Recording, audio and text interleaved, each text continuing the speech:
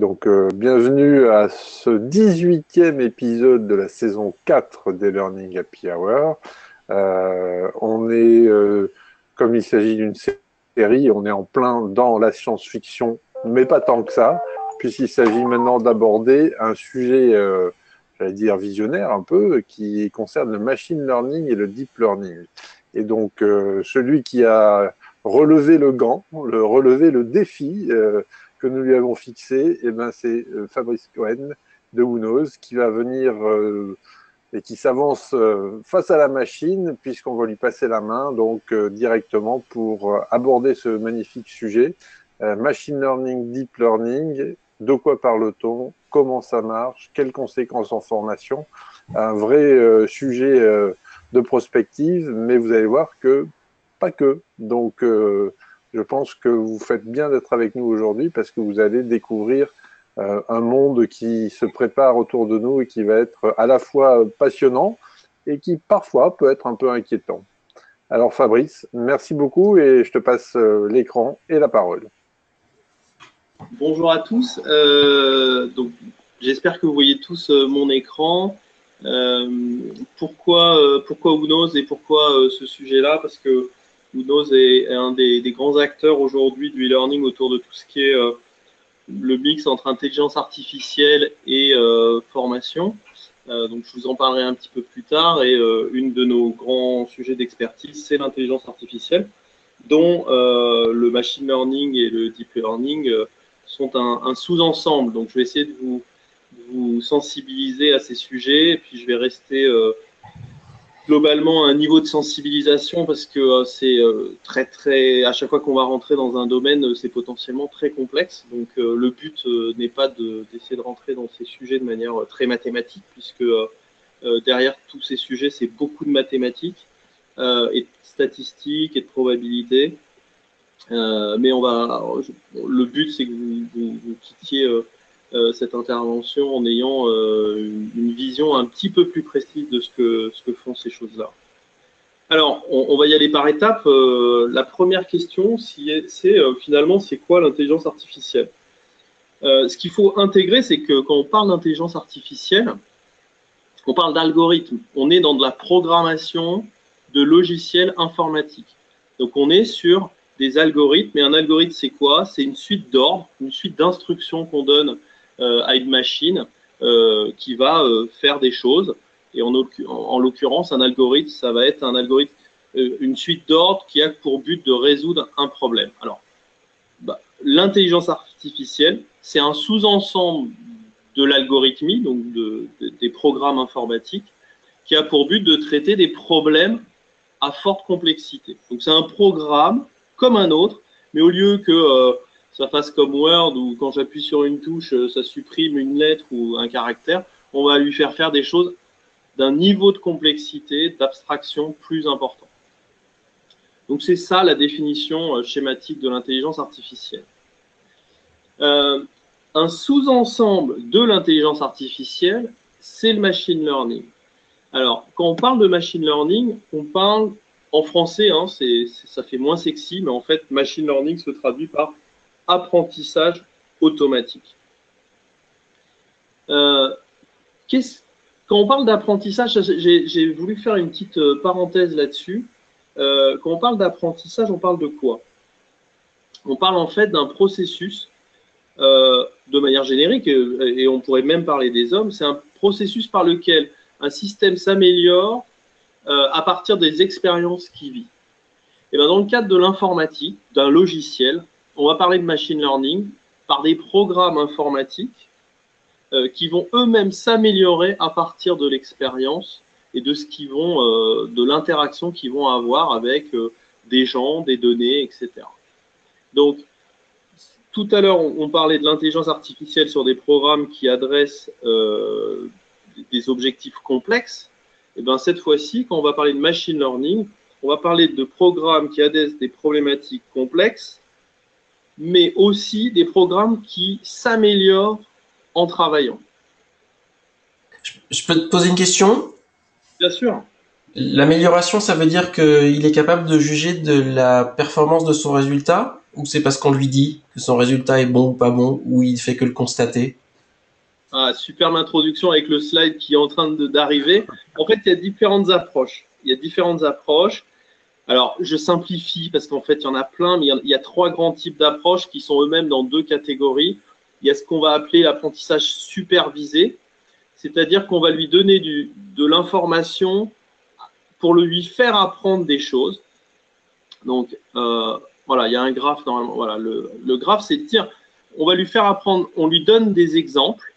Celui-là, c'est typiquement ce qu'on appelle l'exemple du chat.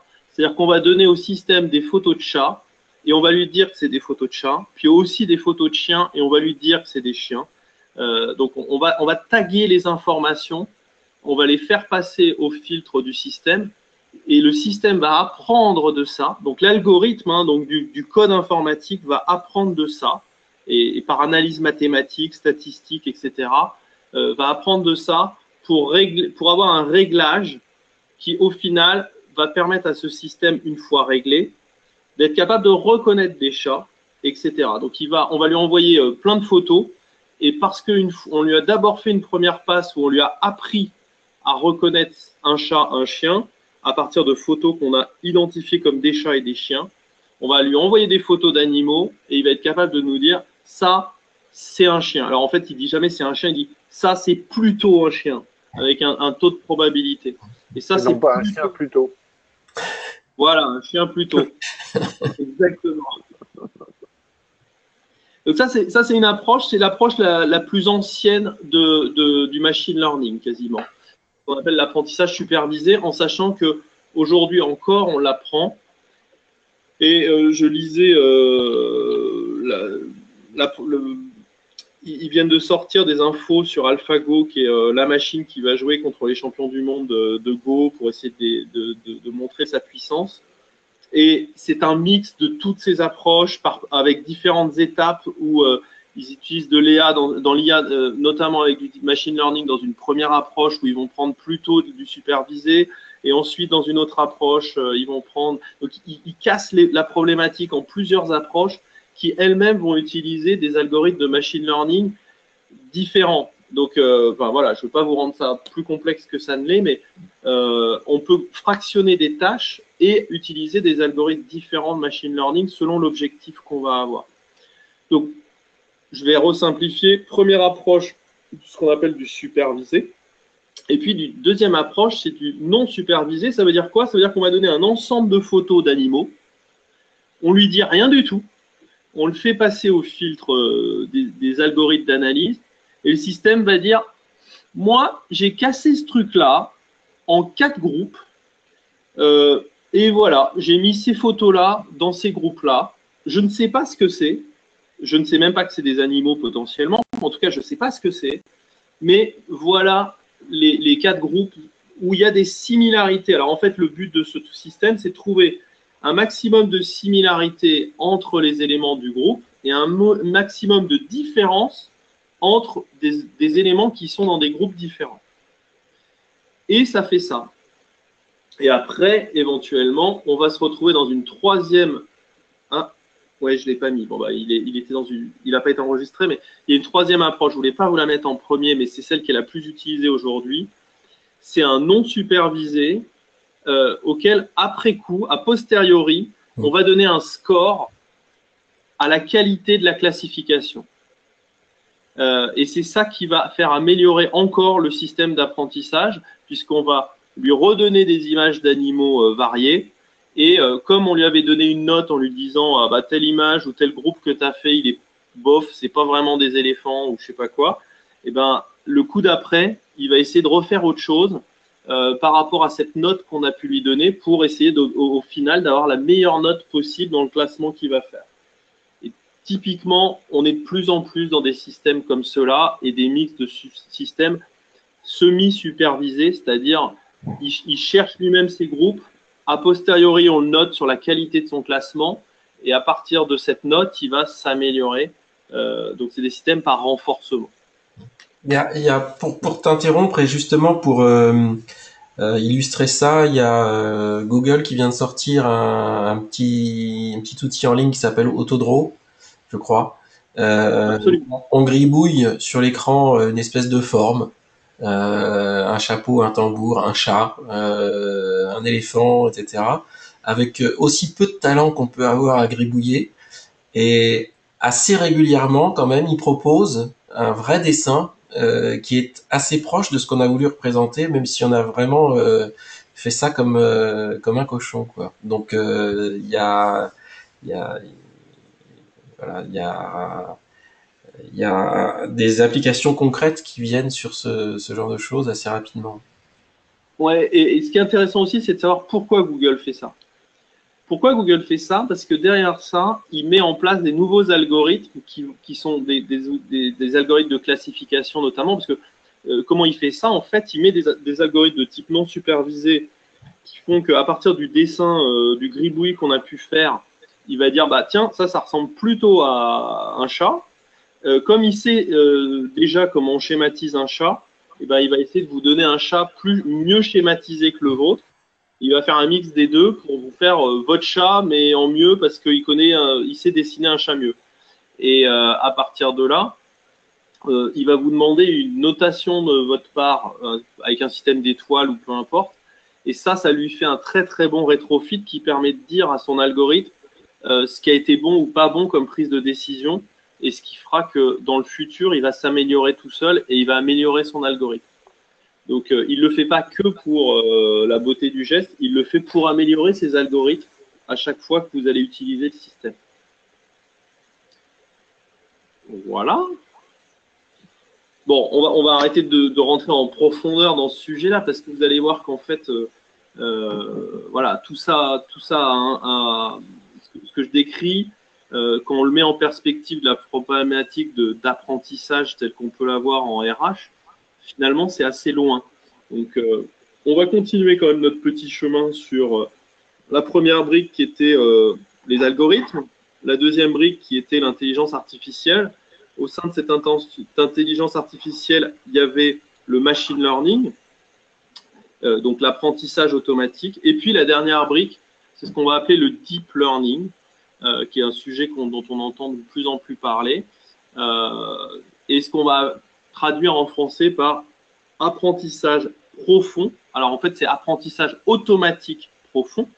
Donc en rajoutant le mot automatique, vous comprendrez que je le lis avec ce que je viens de dire avant, c'est-à-dire que c'est une forme particulière de machine learning et elle a comme particularité d'être ce qu'on appelle profonde. Et qu'est-ce qu'on appelle profond? En fait, c'est d'utiliser des algorithmes qui modélisent le monde avec un niveau d'abstraction extrêmement fort. Historiquement, on essayait d'utiliser des algorithmes qui étaient très proches du domaine qu'on essayait d'analyser.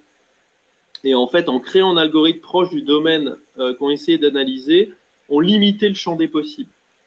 Et là, l'idée, c'est d'utiliser des algorithmes hyper génériques, mais avec un nombre de ce qu'on appelle des couches. C'est des réseaux de neurones, très souvent.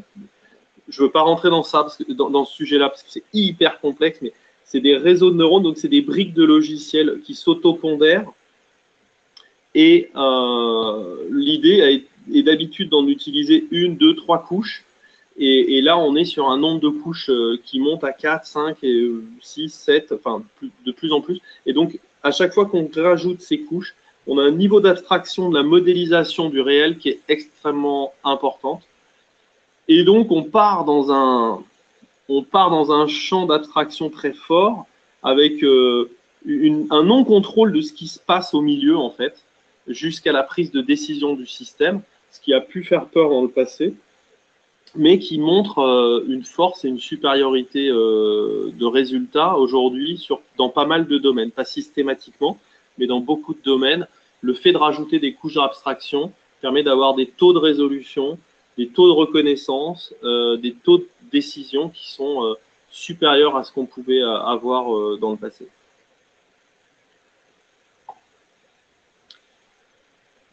Alors, petite synthèse, on est bien dans un champ du logiciel, de développement logiciel. On part d'un champ très général qui est tout le développement logiciel avec ce qu'on va appeler l'algorithmie, donc suite d'instructions permettant de résoudre un problème. On va ensuite aller sur l'intelligence artificielle. Et ben, en fait, c'est un algorithme complexe On va aller ensuite dans le champ du machine learning, qui est encore un sous-ensemble, et on va être sur des problèmes complexes, mais qui vont s'améliorer avec l'expérience. Donc, je vous renvoie à ce qu'on disait tout à l'heure. On va leur donner des jeux d'apprentissage, des jeux de réponses, et on va les noter par rapport à ce qu'ils ont pu donner comme décision. Et c'est cette note qui va faire qu'ils vont s'améliorer avec le temps. Et on va aller enfin sur ce qu'on appelle le deep learning. C'est des algorithmes s'améliorant avec l'expérience, mais qui vont avoir un haut niveau d'abstraction et de modélisation mathématique des choses. Tout ça pour vous dire quoi? Pour vous dire que le machine learning et le deep learning, il y a les mots learning, mais en fait, c'est le learning des ordinateurs. Donc, on forme des ordinateurs à être bons à une tâche. Ça n'a rien à voir avec le sujet de la formation des humains, tel qu'on peut l'avoir en RH, et puis qui est la raison d'être de notre présence ici, qui est de réfléchir à comment former mieux des stagiaires ou des apprenants ou voilà, des équipes demain.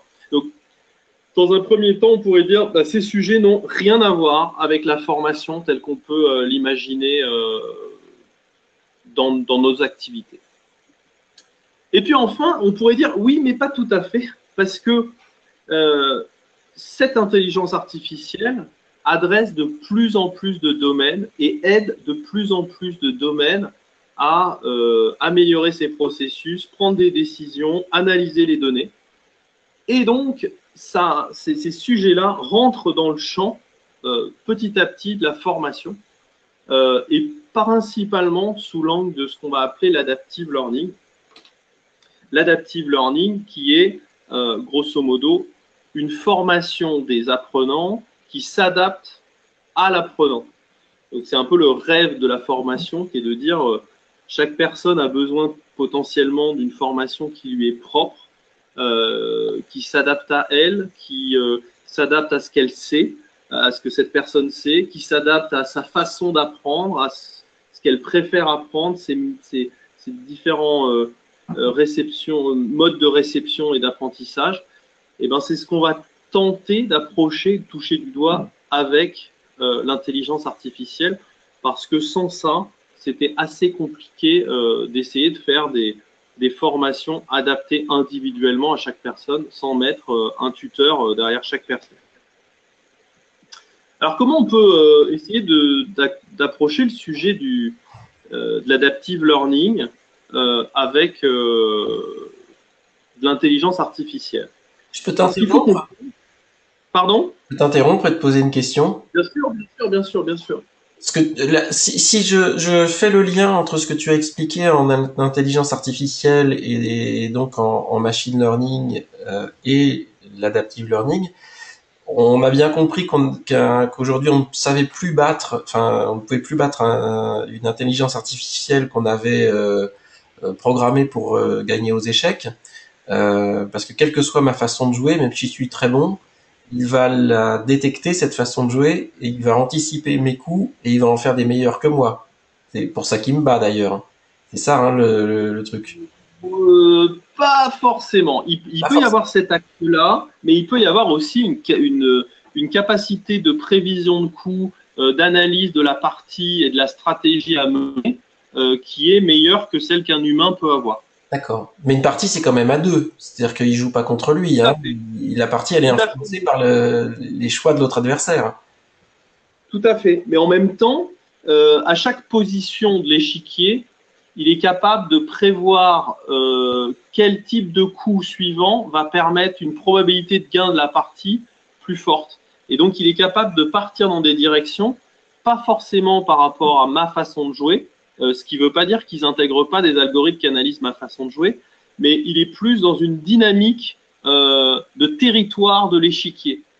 Et il a une capacité d'anticipation de la dynamique de l'échiquier pour prendre… Si on essaie de dire, voilà, à chaque position de l'échiquier des blancs et des noirs correspond à une force, un poids, une probabilité de gagner, il a une capacité d'anticiper comment bouger ces différentes pièces pour maximiser sa probabilité de gain de la partie qui est sans commune mesure aujourd'hui avec ce qu'un humain est capable de faire. D'accord. Et donc, On parle vraiment de la stratégie. il y a un peu de ça quand même dans l'adaptive learning, en sens où on essaye de trouver une stratégie ou un déroulement ou un séquençage de l'information qui est optimum pour l'apprentissage non pas de l'adversaire, mais de celui qui est en face. Exactement, c'est exactement ça. C'est exactement ça. Et c'est en ça que je mettais là, sur cette diapo, le message qu'il faut comprendre que ces algorithmes sont avant tout des séquenceurs. Leur job, c'est de trouver la meilleure séquence pédagogique pour la personne qui est en face, comme c'est leur job de trouver la meilleure séquence de jeu compte tenu des interactions avec le joueur d'en face dans une partie d'échecs ou une partie de Go ou dans un diagnostic médical où l'intelligence artificielle va dire, compte tenu de toutes les données que j'ai sur ce patient, ce qui me paraît être le meilleur coup d'après, c'est de faire ça. C'est d'utiliser telle approche, tel médicament, etc. Compte tenu des données que j'ai et du savoir que j'ai pu acquérir avec les autres ou avec la personne en question, il y a vraiment des approches différentes aujourd'hui pour jouer cette partie vis-à-vis d'un stagiaire en formation. C'est exactement d'ailleurs ce que j'allais évoquer là. C'est qu'aujourd'hui, on dénote deux grandes approches. L'approche la plus utilisée ou ce que suivent le plus de monde aujourd'hui, c'est une approche macro. J'ai tendance à dire c'est aussi une solution de facilité parce que la tendance du moment est à l'approche macro. La tendance du moment est au machine learning et au big data, c'est-à-dire faire apprendre au système comment se comporter avec toutes les données d'apprentissage des autres. C'est théoriquement intéressant, ça a quelques contraintes quand même, c'est que ces systèmes ont besoin d'apprendre par définition, et plus on va avoir des systèmes d'apprentissage profonds, plus le volume de données d'apprentissage doit être important. Ça c'est une vraie contrainte. Or, quand on est en train de faire de la reconnaissance de dessins de chats, etc., on va pouvoir avoir des banques très importantes pour alimenter le système avec des images de chats qui sont elles-mêmes taguées chats. Si demain, on doit faire apprendre, on doit prendre des décisions sur un parcours d'enseignement sur un certain nombre de sujets, tant qu'on n'aura pas une population important qui aura fait ce parcours ou différentes alternatives de ce parcours, on va avoir une grosse problématique à entraîner correctement la solution pour qu'elle prenne des décisions fiables. J'en ai pas parlé tout à l'heure, mais un des vrais, j'étais à une conférence là-dessus avec des gros experts du domaine, notamment il y a un laboratoire de recherche à Grenoble qui est très en pointe en intelligence artificielle. C'est la capacité à mesurer la qualité de la décision d'une intelligence artificielle, notamment en machine learning. Si elle vous dit, compte tenu de tout ça, il faut jouer tel coup, aujourd'hui, il y a très peu de joueurs d'échecs qui sont capables de savoir si cette décision, elle est pertinente ou pas. Et il y a potentiellement que le top 5 qui est capable de mesurer si la prise de décision est correcte ou pas et si elle va mener à une issue favorable. Et bien là, c'est un peu la même problématique. On met des algorithmes en place qui analysent le comportement d'apprentissage et les réussites ou les échecs qui ont amené à un certain parcours d'apprentissage auprès des gens, suivi par les gens. Et en fait, on a assez peu de maîtrise de quel a été l'impact de tout ça sur la réelle efficacité du dispositif. Donc on a vraiment deux grandes problématiques sur toute l'approche machine learning et big data sur l'apprentissage humain aujourd'hui, en tout cas dans la préconisation d'un parcours. C'est que tant qu'on n'a pas suffisamment de personnes apprenantes sur un parcours, on est assez faible dans l'apprentissage de la machine. Et deuxièmement, on a une capacité assez faible à mesurer l'efficacité du dispositif a posteriori, encore une fois, parce qu'on n'a pas beaucoup de données et on n'a pas beaucoup de métriques pour mesurer cette chose-là. À ta Et connaissance, enfin, à ta connaissance, il y a des opérateurs de MOOC qui ont commencé à essayer de triturer leur data et de mettre un peu de machine learning dedans ou pas? alors en Europe, aujourd'hui, je sais qu'ils sont tous en train d'y réfléchir, mais à ma connaissance, il n'y en a pas qui ont mis ça en place. D'accord.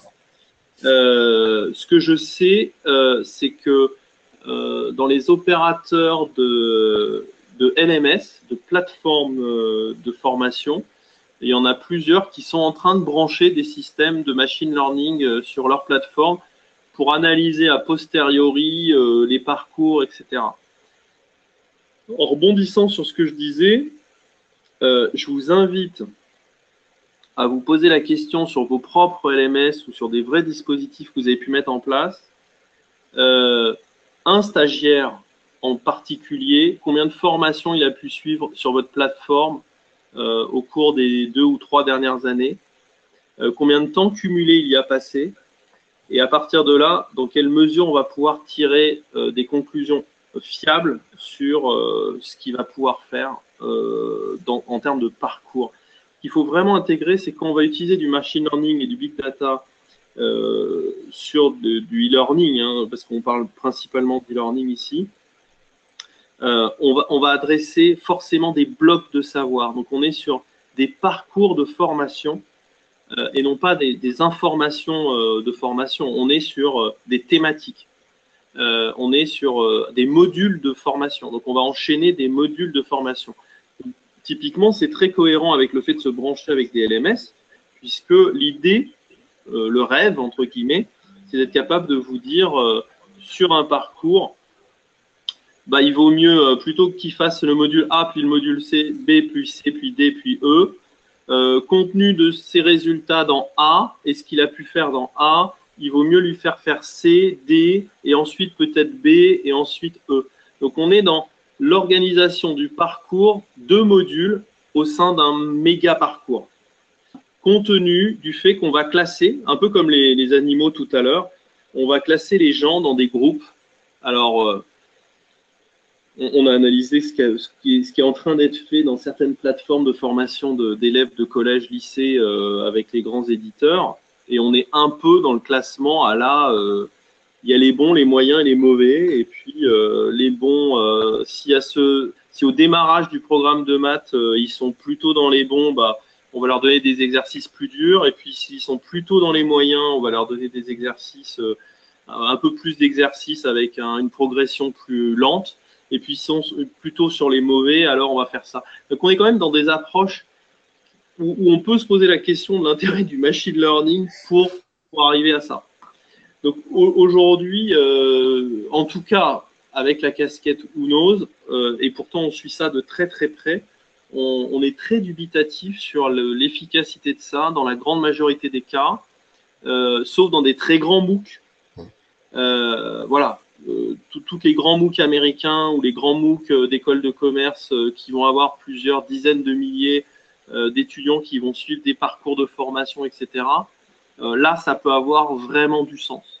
Tant qu'on va pas descendre sur une influence de décision possible des intelligences artificielles au niveau du contenu, mais qu'on restera que sur le séquencement, l'intérêt est assez faible. À partir du moment où on sera capable de proposer des contenus différents, d'adapter le contenu et même des cours, des exercices, etc.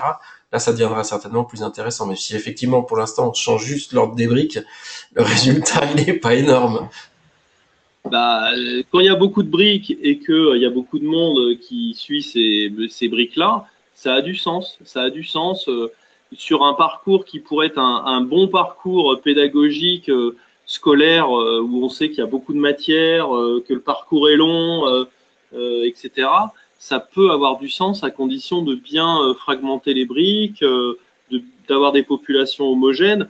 On pourrait avoir imaginons que en sixième, tous les élèves de sixième et tous les programmes de maths, français, histoire dans ces systèmes-là par petites briques d'une heure et que tous les élèves de toute la France utilisent ce système-là, ça peut être pédagogiquement hyper puissant parce qu'on va être capable de dire c'est pas t'es bon, t'es mauvais ou t'es moyen, c'est on va pouvoir descendre beaucoup plus finement sur des profilages d'apprenants et de leur construire des parcours avec des avancées dans les différentes matières qui s'adaptent à eux, où ils vont peut-être progresser très vite en maths et puis plus lentement en français. Et puis, donc on pourrait avoir dans l'idéal des pédagogies qui seraient ultra fines sur des blocs, mais dans un parcours global, ça aurait une valeur très, très importante. Okay. Aujourd'hui, on fait avancer à peu près tout le monde au même rythme sur toutes les matières, qui ne correspond pas du tout aux besoins individuels des gens. Donc, sur des pédagogies initiales avec beaucoup de contenu, beaucoup de personnes dans les mêmes types de dispositifs, ça a du sens, ça a même beaucoup de sens. Là où je me pose des questions, c'est sur des systèmes plutôt à destination de professionnels qui vont faire 1, 2, 3 formations e-learning dans l'année avec des populations qui ne sont pas forcément énormes. J'ai un vrai questionnement là-dessus. Okay. Voilà.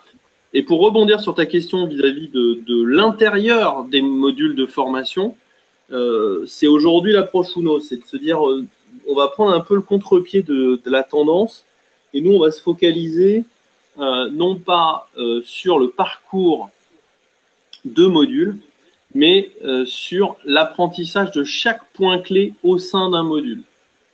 Et la bonne approche pour ça, ce n'est pas le machine learning. Alors même si le mot du machine learning est en vogue, clairement, on utilise de l'intelligence artificielle, mais on n'utilise pas le champ du machine learning parce qu'on considère que la machine n'a pas le temps d'apprendre au sein d'un parcours d'utilisateur qui va faire finalement peu d'interactions sur peu de modules. Et donc, on a formé notre intelligence artificielle à partir de neurosciences et non pas à partir de pure data. Et on l'a alimenté en neurosciences, en règles de neurosciences. Et le système va s'adapter à la personne, mais elle ne va pas apprendre à partir de rien de cette personne. C'est un peu plus subtil. D'habitude, on n'apprend rien au système ou quasiment rien au système et on lui dit de prendre des décisions. Là, on a appris au système un certain nombre de règles qui s'appuient sur les neurosciences et les études sur comment quelqu'un mémorise, comment quelqu'un retient de l'information, etc. On les a modélisées. Et comme on sait que ces différentes règles, ces différents mécanismes sont mobilisés par les gens de manière un peu différente, c'est là où le système va s'adapter pour trouver le réglage de chaque personne sur chacun de ces mécanismes mémoriels. Et ce qui va faire la complexité du système, puisqu'on va quand même arriver à trouver quelque chose qui est de l'ordre de l'empreinte, non pas digitale, mais l'empreinte mémorielle d'une personne. Et grâce à cette empreinte, on va pouvoir s'adapter à elle, lui construire un programme d'apprentissage au sein du module sur les points clés d'apprentissage en tenant compte de ce qu'elle sait, ce qu'elle ne sait pas, et surtout de comment son cerveau aime bien apprendre, dans quel rythme, et c'est ça qu'on va adapter à elle. Donc, quand on travaille au niveau micro, on travaille au niveau individuel et non pas à partir du groupe, et on va recommander non pas un enchaînement de modules, mais un enchaînement de points clés. Donc, on est vraiment au sein du module, au sein des écrans même, de l'enchaînement des écrans de chaque questionnement ou de chaque interaction avec la personne au sein d'un module. Donc, je reviens sur ce que je disais. Le macro, c'est plutôt adapté à des MOOC, plutôt adapté à un programme de formation qui va enchaîner différents modules. Aujourd'hui, la piste suivie est d'essayer de connecter tout ça à des LMS avec une fiabilité qui est encore et surtout un apport, une valeur qui est encore à valider. Lorsqu'on est sur le micro, on se focalise vraiment sur une personne. Les avancées de neurosciences sur l'apprentissage et la mémorisation au sein de cette IA. Donc, il y a une intelligence artificielle, il y a des algorithmes qui vont s'affiner et qui vont, à partir des interactions avec la personne, prendre des décisions qui seront de mieux en mieux, mais on ne part pas de rien. on ne sait pas. Alors, l'inconvénient, c'est qu'on ne sait pas adresser un parcours. C'est pas du tout une méthode qui a vocation à adresser un parcours de module. C'est vraiment une méthode qui est faite pour faire mémoriser, pour faire apprendre quelque chose à quelqu'un sur un sujet, sur des points clés très précis. L'autre inconvénient. Est-ce que les approches sont potentiellement combinables? Absolument. Absolument. On ne joue pas du tout au même niveau, donc on pourrait imaginer absolument qu'il y ait une approche macro, donc plutôt machine learning, etc., qui structure le meilleur enchaînement possible de modules d'apprentissage et qu'à chaque fois qu'on rentre dans le module d'apprentissage, on passe au niveau micro pour adapter l'enchaînement des écrans au sein d'un module pour créer de la mémorisation, pour créer de l'acquisition et garantir ça. Okay. Un des inconvénients du micro, potentiellement, c'est qu'autant tout à l'heure on disait bah, c'est super, vous avez déjà un LMS, on va se brancher derrière et puis on va améliorer tout ça et puis on va vous donner des statistiques et voilà, avec tous les bémols que j'ai pu évoquer. Et puis vous n'avez pas grand-chose de plus à faire. Si demain vous dites bah tiens, je veux une approche micro adaptive learning avec une approche par exemple comme la Unoz, on va vous dire bah oui, mais il faut refabriquer vos modules. Vu qu'on travaille le moteur et l'intelligence artificielle a besoin de travailler sur l'intérieur des modules, il faut qu'elle soit capable de piloter l'enchaînement des écrans qui sont dans le module. Donc on ne va pas pouvoir dire on prend n'importe quel module que vous avez déjà fait et on va le piloter. Il faut qu'il soit conçu à la base pour être piloté par une intelligence artificielle. En tout cas, il faut qu'il soit structuré comme tel. Et puis voilà. Et l'autre élément qui est intéressant, et ça c'est une donnée qui est pas très vieille, c'est que l'approche Unoz au travers d'une de ces applications qui s'appelle Projet Voltaire, qui est de la remise à niveau en orthographe pour adultes, a été testée à grande échelle par le CNRS et a montré l'efficacité de la mémorisation s'appuyant sur cette approche-là. Donc aujourd'hui, on a des données scientifiques qui permettent de montrer l'efficacité d'une approche micro. Je peux confirmer effectivement que le projet Voltaire est meilleur que moi pour apprendre l'orthographe à mes enfants. Ah bah moi, je trouve que c'est parfait pour ma fille. Ça a été super efficace en tout cas. Voilà. Donc c'est pas que pour les adultes. Hein, au collège, ils l'utilisent bien. Je vous recrute tous pour toutes mes coms pour évoquer ça. Bah, en fait, le moteur du projet Voltaire, c'est Unoz. Et l'adaptation à chaque enfant, mais aujourd'hui, projet Voltaire, c'est aussi pour les adultes en entreprise, mais l'adaptation à chaque personne dans la pédagogie qui est donnée, par rapport aux besoins d'apprentissage de chacun et au rythme de chacun, c'est le moteur Unoz qui fait ça, et c'est du micro-adaptive learning basé sur l'intelligence artificielle, préchargé en sciences cognitives, sur tous les mécaniques, un certain nombre, on va dire, important de mécaniques mémorielles issues de la recherche en sciences cognitives. Voilà, et donc on ouvre le champ, et ça sera peut-être le sujet d'une autre présentation autour de tout ce qui est neurolearning, puisque la passerelle ici, c'est de dire l'intelligence artificielle seule, quand on n'utilise pas du machine learning, notamment pour le micro, adaptive learning, a besoin de s'appuyer sur des règles prédictées, et c'est les règles des neurosciences, et c'est un vrai sujet aujourd'hui d'aller regarder comment les gens apprennent, qu'est-ce qui est efficace sur l'apprentissage auprès des gens.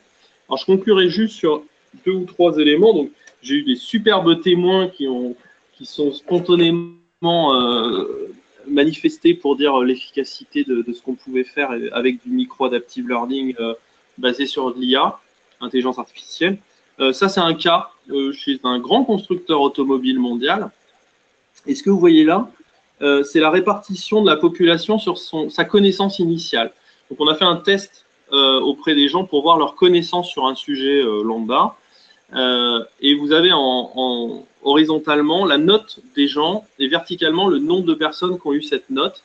Donc, on a une jolie courbe de Gauss qui montre que les gens sont très moyens. Donc, ils ont en moyenne, la plupart des gens à 10 sur 20. Donc, il y a 120 personnes qui a 10 sur 20. Et puis, vous avez quelques-uns à droite qui sont très bons. Et puis, pas mal sur la gauche qui sont très mauvais. Et la problématique de ce constructeur automobile, c'est de dire, mais oui, mais moi, j'ai besoin de personnes qui sont au moins à 16 ou 17 sur 20 en termes de connaissances. Donc, vous voyez que toute la partie gauche des gens ne maîtrisent pas le sujet suffisamment. Et pourtant, ils ont essayé de les former à plusieurs reprises en présentiel ou en e-learning.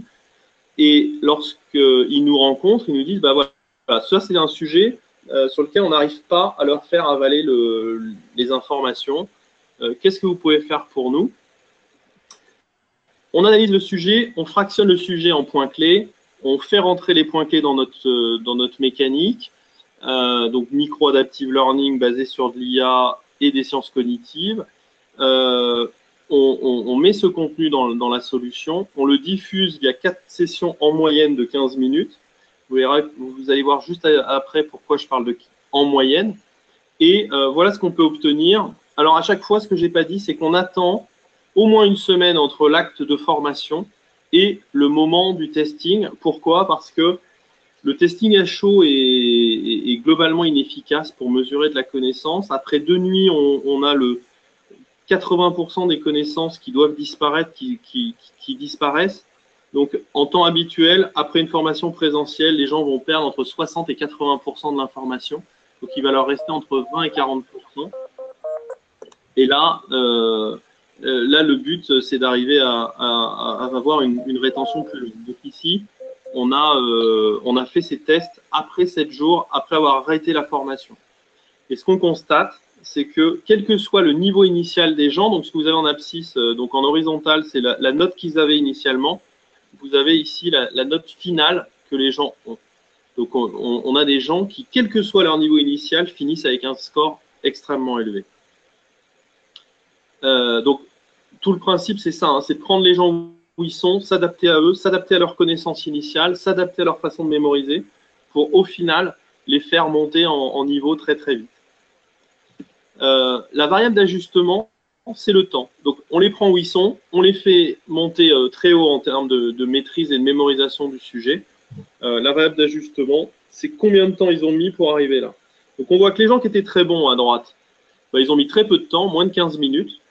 Les gens qui étaient moyens, qui avaient 10 sur 20, bah, ils ont mis 4 sessions d'un quart d'heure, autant dire 1 heure au total. Les gens qui étaient moins bons, bah, il leur a fallu un peu plus de temps. Et on voit que c'est quasiment linéaire. Et le message, c'est de dire, bah, ça paraît normal. Meilleur je suis, moins j'ai besoin de m'entraîner. Si je suis moyen, j'ai besoin de m'entraîner moyennement. Si je suis mauvais, j'ai besoin de m'entraîner plus. Super. Effectivement, c'est ça. Ça prouve que le système s'adapte aux gens. Et en même temps, quand on compare à ce qui peut exister aujourd'hui, en formation présentielle, on a tendance à bloquer les gens 4 heures, 8 heures ou 2 jours dans une salle, qu'ils soient bons ou mauvais initialement. Et les parcours de formation habituels dans différents actes de formation numérique ont tendance à reproduire à peu près le même parcours, quel que soit le niveau des gens. Si on faisait le temps moyen par individu par rapport à une formation traditionnelle, je pense qu'on serait exactement à peu près au même temps moyen des individus. Ce qui est super intéressant par contre, c'est que tout le monde, dans une formation traditionnelle, le temps moyen, il est facile à calculer puisque tout le monde suit à peu près les modules au même rythme et la même quantité d'informations dans chaque module. Là, c'est que le temps moyen, il est idéalement réparti. C'est-à-dire que ceux qui avaient le plus besoin d'apprentissage, ils ont passé le plus de temps et ceux qui avaient le moins besoin d'apprentissage, ils ont passé moins de temps. Donc, on n'a pas une répartition linéaire du temps comme c'est le cas avec des modules qui sont pas adaptives. Et là, on a justement une répartition du temps qui est beaucoup plus équitable et équilibrée quand on est dans un système qui s'adapte. Quand on fait des enquêtes quali auprès des utilisateurs, ce qui est un des points qui ressort et qui est important et qui rebondira sur aussi d'autres thèmes, j'imagine, que vous devez aborder régulièrement, c'est la motivation des gens. C'est un vrai sujet, la motivation, et notamment en numérique, l'envie d'y aller, l'envie de pratiquer, etc. Le fait de s'adapter aux gens, c'est un élément hyper important du maintien de cette motivation. Les gens qui sont très bons, si on les ennuie à aller voir des choses qu'ils savent déjà et repasser tout le film comme tout le monde, etc., vous allez casser leur motivation casser leur motivation sur ce dispositif, mais aussi casser leur motivation à aller voir un deuxième dispositif. Alors que justement, quand on se focalise, quand le système identifie vraiment leurs besoins à eux, qui peut être très court en l'occurrence, et juste aller se focaliser sur les 2-3 points clés sur lesquels ils ont des difficultés, leur faire apprendre ça et leur dire « Ok, c'est bon pour toi », on crée de la motivation, on maintient de la motivation, et ça, c'est stratégique de la formation numérique. Le meilleur moyen d'obtenir l'attention de quelqu'un, c'est de lui porter attention. Et bien souvent, les systèmes ne portent pas attention aux gens puisqu'ils déroulent leur truc sans tenir compte du résultat ou du temps ou de l'effort qui a été fourni. Si le système est capable effectivement de détecter le temps passé, l'effort fourni, etc., donc porte attention à l'utilisateur, on en a un peu plus en retour, c'est sûr. Voilà. J'en reste là pour le moment. S'il y a des questions, je suis bien sûr disponible. Et puis, je crois que j'ai fait, voilà, on s'était dit une grosse demi-heure. Je suis un peu au-delà, mais c'est un peu débordé, mais je pense que c'est pour la bonne cause parce que le sujet est quand même complexe. Donc, tu as réussi à le rendre, je pense, compréhensible pour nous tous, ce qui est très important. On y voit un peu plus clair et je trouve que les deux approches là, que tu donnes sur l'adaptive learning version big data et comment dirais-je pardon micro au sens intelligence artificielle voilà, par micro version intelligence artificielle, ça montre bien effectivement les deux approches. Moi, je suis assez séduit par la troisième, qui serait une combinaison des deux, où là, effectivement, on optimiserait vraiment à la fois le parcours et dans l'accès à la ressource elle-même qui s'adapte à l'individu. Mais je trouve que c'est d'une grande richesse. En tout cas, ça ouvre vraiment le potentiel sur une formation adaptée. Et puis, en cette période d'élection présidentielle, je me disais que si tu montrais la courbe de résultats à la formation automobile et si on pouvait la transposer à d'autres pans de l'éducation nationale, je pense que ça devrait donner des idées à certains. Oui, malheureusement, ça le fait peu, mais l'étude CNRS sur le projet Voltaire, elle est publique et heureusement, on a beaucoup de collèges, lycées, universités qui nous contactent en direct, mais aujourd'hui, on n'a jamais eu l'éducation nationale qui nous a contactés en se disant il y a beaucoup de mes collèges, lycées, universités qui utilisent votre solution. Il y a le CNRS qui émane de la recherche française qui a identifié que c'était efficace. Allons-y. Donc aujourd'hui, malheureusement, c'est pas une approche naturelle. Moi, ce que j'ai compris de ce que tu nous as expliqué là, c'est que machine learning est une première un sous-ensemble des intelligences artificielles qu'on a classées, et le deep learning est encore un sous-ensemble de cette chose-là. Que ça peut apporter des choses formidables, puisque dans les domaines des échecs ou du Go, c'est ce qui a permis de battre l'humain. Donc, on peut imaginer que derrière, ça donne des choses très performantes. Mais qu'en l'état aujourd'hui, il n'y a pas grand-chose applicable dans le domaine de la formation, soit parce que on n'a pas suffisamment de recul, ou soit parce que on a un périmètre trop petit dans la formation pour que ces deux technologies-là aient un vrai intérêt. Ouais. Mais par contre, si j'essaie d'être plus précis, le message il est de dire le champ de l'intelligence artificielle est très vaste. Il y a une sorte de mode autour du machine learning et du deep learning qui est lié à l'engouement des GAFA là-dessus, mais c'est ce qui paraît logique parce que eux-mêmes brassent, et leur métier c'est de brasser des énormes montagnes de data. Et donc c'est normal qu'ils s'engouffrent dans cette brèche-là parce que justement des approches deep learning avec des montagnes de data donnent des résultats assez exceptionnels.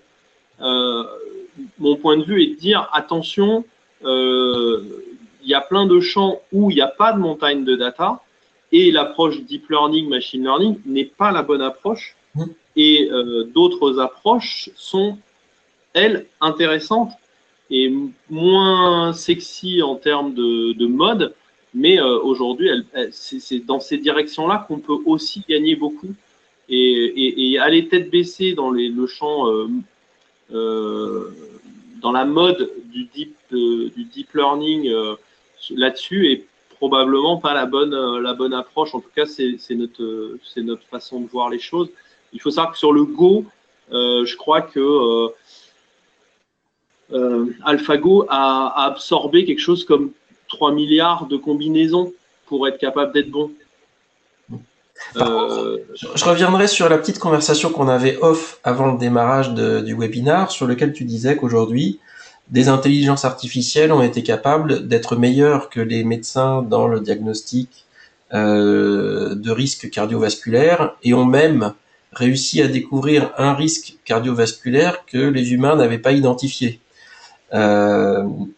Ce qu'on sait aujourd'hui des neurosciences, qui est adapté à la technologie que vous mettez en œuvre, et on le voit avec l'efficacité incontestable, c'est issu de la recherche scientifique et d'études de comportement humain qui ont permis de sortir des règles, on va dire, neuroscientifiques sur la façon dont on apprend les humains. Peut-être que machine learning, deep learning, en étudiant de manière globale les modes d'apprentissage des humains, si on imagine un jour que Google est le maître des MOOC ou que Cornerstone le devient, peu importe, et qui sont capables d'étudier un nombre à 9 chiffres d'apprentissage humain, peut-être qu'ils vont découvrir une règle d'apprentissage que les neurosciences ne connaissent pas et vont les règles que toi tu as programmées dans vos algorithmes pour l'apprentissage mémoriel, etc. Peut-être que un jour les intelligences seront capables de les déduire d'elles-mêmes et voire en trouver d'autres. Absolument. Ouais, tout à fait. C'est très juste. C'est très juste. Le bémol que je mettais moi, c'était de dire, c'était le rapport. Je ne sais pas si j'ai été très clair là-dessus. Justement, c'est le rapport entre ce qu'on attend d'elle en termes très concrets aujourd'hui versus la promesse. Aujourd'hui, dire à une entreprise privée, je vais te mettre du machine learning sur tes formations pour tes salariés sur ton LMS et je vais t'apporter beaucoup. Je suis très dubitatif pour les raisons que j'ai citées là. Mais à côté de ça, on est passionné par le machine learning et le deep learning chez Who Knows et on suit avec la plus grande attention toutes les évolutions des recherches dans ce domaine pour voir ce qu'elles peuvent en tirer. Et je suis le premier à être ahuri de voir que le machine learning sur des data médicales est capable d'apprendre des choses à des médecins sur de la pratique, quoi. Et c'est assez simple à comprendre, hein. C'est ce que j'expliquais tout à l'heure sur les modes non supervisés. On fait absorber des milliers de dossiers patients à la machine avec des infos sur le fait que les gens ont fait ou pas des attaques cardiaques. Et ensuite, compte tenu de ces données, sans savoir ce qu'elle est vraiment en train de traiter, elle va faire des groupes de gens. Et on va se rendre compte qu'il y a un groupe sur lequel il y a énormément de gens qui ont fait des infarctus et il y a des gens qui n'en ont pas fait. Et c'est ceux-là qui sont à risque parce que la machine les a regroupés avec ceux qui ont fait des infarctus. Et après analyse de ces datas, on se rend compte que ce groupe-là a des grandes similitudes sur un certain nombre de facteurs et on peut découvrir qu'il y a un facteur qu'on ne connaissait pas. Comme l'usage d'un médicament anti-inflammatoire particulier qui a augmenté la probabilité d'avoir un infarctus.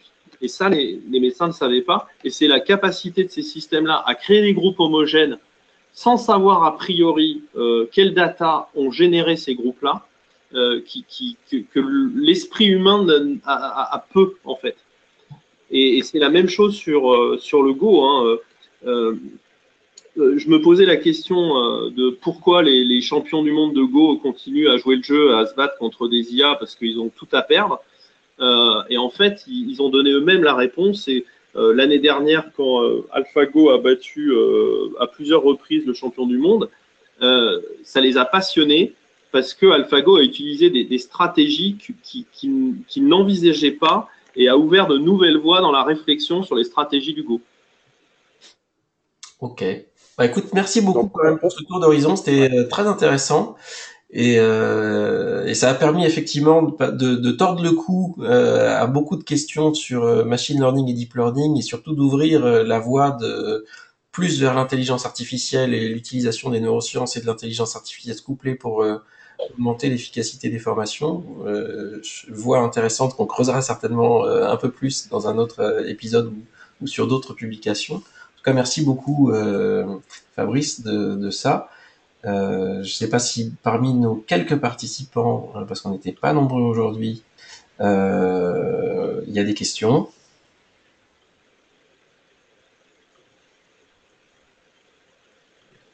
Non. Non. Moi, je trouvais que voilà. La fin de notre session était aussi riche que le début. Et si finalement le deep learning et le machine learning, ça permet aux machines d'apprendre à apprendre, le cas du médecin et des règles de Go ou des stratégies de Go montrent que la machine nous permet aussi de continuer à apprendre nous-mêmes.